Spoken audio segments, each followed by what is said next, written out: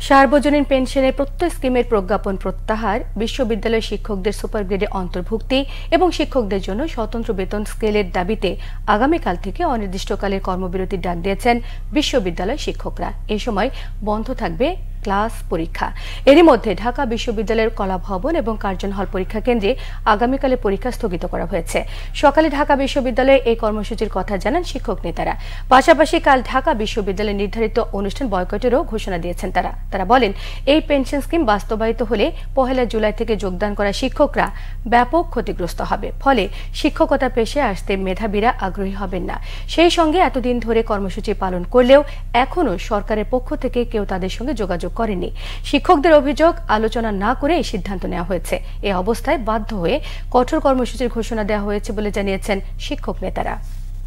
Scheme প্রত্যাহার, আমাদের স্বতন্ত্র বেতন স্কেল এবং আমাদের শিক্ষকদেরকে সুপার গ্রেড, যেটা 2015 সালে জাতীয় বেতন স্কেলে আমাদের সুপার গ্রেড দেওয়ার কথা ছিল, সেই সুপার গ্রেডটি আমরা অদ্যাবধি পাই নাই। এই 3টি দাবি নিয়েই আমরা অনড় অবস্থানে আছি।